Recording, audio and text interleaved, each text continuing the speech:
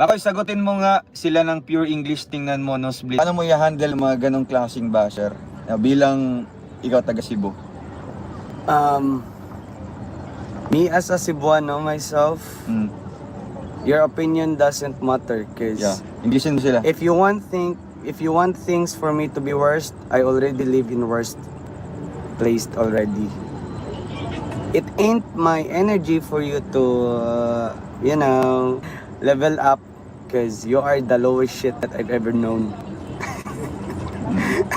Sige pa, sige pa, sige pa. And speaking of pananamit, I'm so sorry kung badoy kayo, hindi nyo gets yung fashion, trend, mood, o tsaka outfit or attire.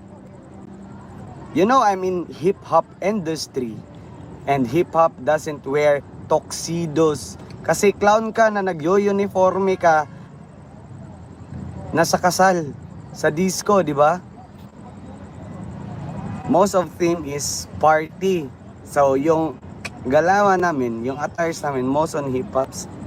And ini-introduce ko lang siya, and I don't care kung di nyo magets kasi baka 8-8 kayo. Yun lang. Yung, yo, check! 1, 2, 1, 2. Tapos naka-tuxedo, isipin nyo yun. Gusto nyo yun? Diba? Saan ba kayo nakakita ng nagdi-disco na naka pansimba? Diba? Ganun lang yun. And speaking of, baka siguro sa sobrang talino ba, nanobra na yung utak. Yung mga nerve cells. So yun lang yung take mo sa kanila. Oo. Pero kapag nakikita mo, paano mo sila i-describe daw? Yung mga ganyang klaseng tao na nagja-judge according to your outfit. Kasi di nila kayang i-judge according to your personality, so yung the way ka magsasalita or the way you think something. So doon na lang sila nagbabase sa anong nakikita nila na hindi naman para sa kanila yun at hindi face yung ganong passion. If I'll talk to them negatively, siguro I'll judge them to their appearance, no? Because they judge me through how I dress myself. Siguro doon ko din sila i-judge. I won't judge them based on their physical appearance because people can say it already. I don't have to say it because people can see it. Yeah, we don't need to remind them.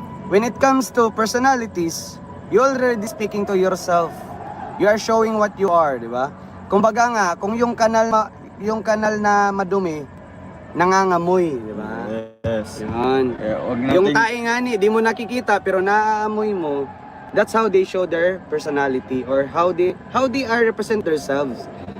So sa pananamit, sorry kung di nyo maintindihan at di nyo magets at wala kayong time na mag-research kasi nga 8-8 kayo. Please subscribe, Role of Malalag. Racial Morales. Thank you.